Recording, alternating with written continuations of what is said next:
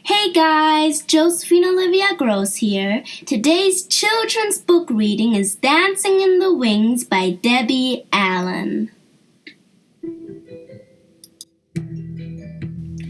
Ever since I was born in Chrissy, everywhere I looked I saw a dance. In the clouds as the wind blew them across the sky, in the ripples on the pond, even in the sea of ants marching up and down their hills. Dance was all around me. Dance was me. My mom calls me Sassy, 'cause I like to put my hands on my hips and 'cause I always have something to say. Well, if you had feet as big as mine, you'd understand why. You should join the swimming team since you got those long toes and don't need any fins, my older brother Huey teased. I shot right back. At least I don't have that big forehead looking like a street lamp.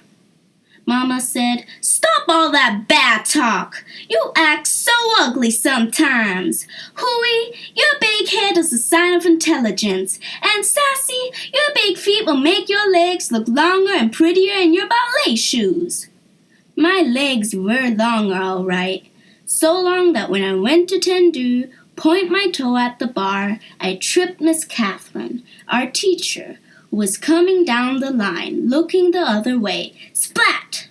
She landed under the piano, her legs up in the air. Ooh, it was so funny. Even she had to laugh. "Sassy!" she called out. "I'm going to tie orange bows on those big feet."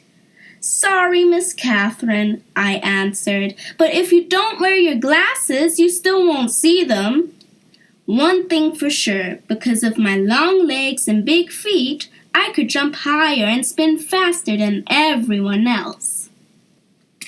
I was taller than the rest of the kids at school, even the boys. At our recitals, all the other girls got to dance solos and duets and wear pretty tutus. I was too big for the boys to pick up and too tall to be in line with the other girls, so I watched from backstage, dancing in the wings, hoping that if I just kept dancing and trying, it would be my turn to dance in the spotlight. One day at the end of ballet class, Miss Catherine announced, "Mr. Dabato from the Russian school is coming next week to look for talented young people for the summer festival in Washington, D.C." The whole room turned into a whirlpool of excitement as the sign-up sheet was posted. Everyone wanted to try, especially me. But as I wrote my name down, I heard two girls, Molly and Mona, giggle. Mona said, "Oh, please, she'll never make it. They said talent, not a Tyrannosaurus." My heart seemed to stand still. For once, I had nothing to say. I couldn't hide the tears I felt welling up in my eyes, so I just grabbed my dance bag and ran to the parking lot. I heard a familiar horn honk and turned to see my Uncle Red in his bright green pickup truck. Uncle Red had the whitest tight curly hair, smelled of cigars, and every day wore something red. A tie, a hat, a shirt, socks, maybe even his shoestrings. Just something red. Why of all days did Mama have to send him to pick me up? Why today? I was not in the mood for his jokes or stories, but I quickly tried to dry my eyes and smile. "I got a good one for you today, Sassy. What did the banana say to the monkey? Split! Get it? Split. Banana split." I started to cry. "Sassy, what's wrong?" he asked. I told him what happened. "I'm just so much taller than the other dancers, Uncle Red." "Sassy," he said, "you gotta look at that as a gift. Being tall means you can see all around, so you can always find the right path to take." "No," I said. "It means I stick out like a big acne bump on someone's nose. I'll never get to dance. It's a waste of time to go to that audition." "Listen, gal," said Uncle Red. If I was as tall and pretty as you, I wouldn't need to wear red so people know it's me coming and going. All you gotta do to make your mark on the world is walk into a room." By the time I got home, Uncle Red had cheered me up, had me laughing and feeling better. As I got out of his truck, he waved goodbye, calling out, "Make your mark, Elle." Huey and his football friends stopped playing. Huey yelled out, "Hey, Sassy, why don't you come and play with us? We need a goalpost." His little mean ugly friends laughed. Boy, did that make me mad. "Sure, if we can use your big head for the ball," I shouted back. His friends screamed with laughter. Huey got so mad he turned red, looking like a tomato with that big head. Ha! We were just about to go at each other when Mama called us inside. Late that night, I lay awake staring out my window and thinking about Uncle Red's words. I could see myself dancing on the Milky Way, swirling like a twinkling shooting star. Next thing I knew, I was talking to myself out loud. "I'm going to that audition, big feet and all." On the day of tryout, kids came from all over the city. It was so crowded. Everyone was expected to wear black, but like Uncle Red, I picked my own color, bright yellow. And instead of standing in the back, I squeezed between Molly and Mona, right in the front row. I ignored their snickering. Miss Catherine came in and introduced Mr. DeBato.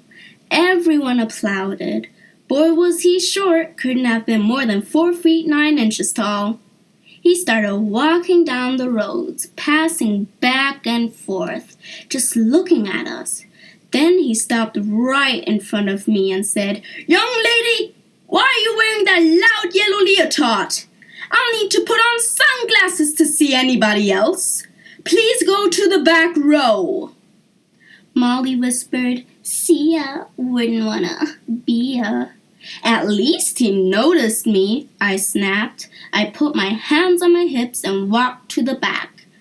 The first round of the audition was center floor exercises. Mr. DeBato walked around, prodding and poking, making corrections. He stopped once and looked right at me, but didn't say a thing. I held my breath as he dismissed almost half the kids after the first round, but not me. Next was the adagio, the slow section. I stood as close to Mona as I could get and whispered, "Your little skinny short legs are gonna look like chicken wings next to mine."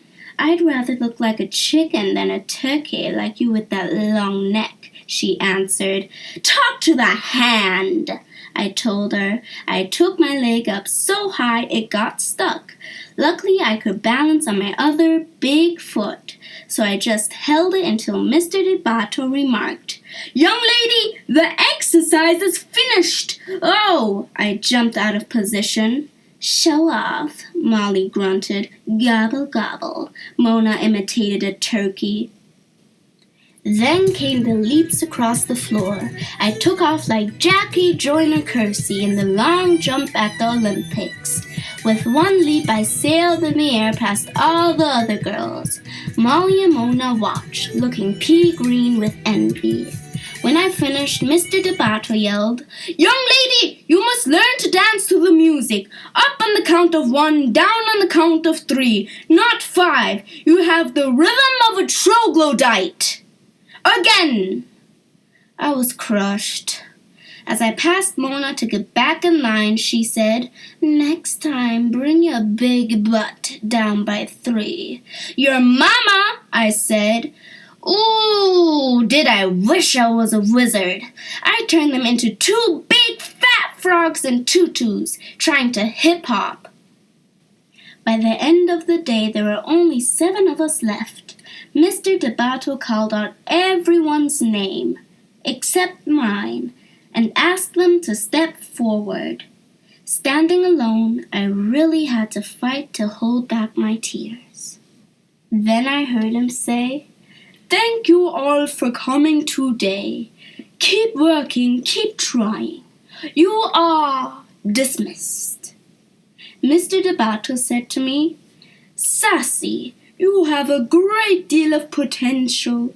You have beautiful long arms and legs, but you flail about with no control.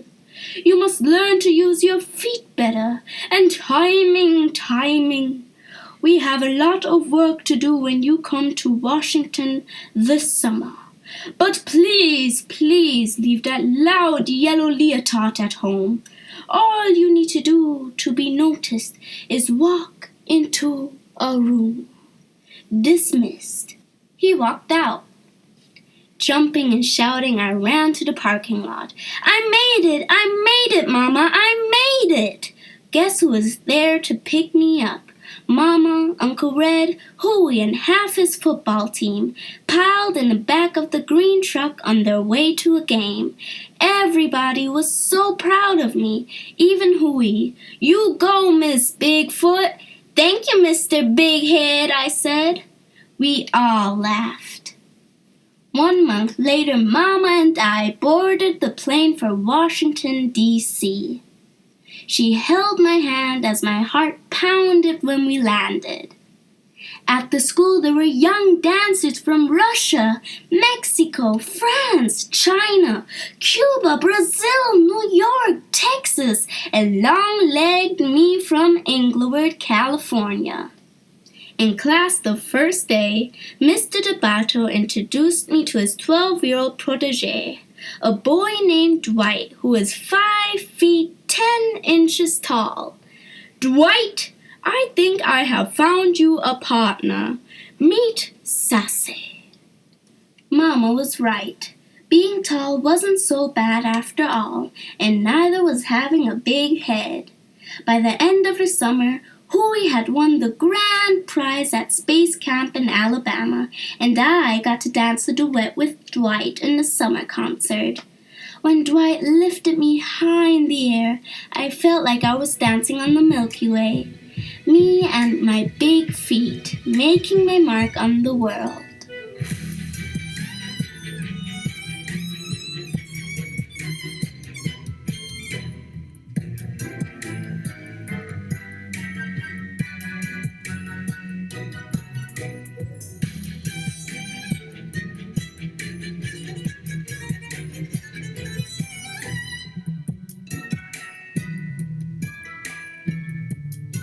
The end.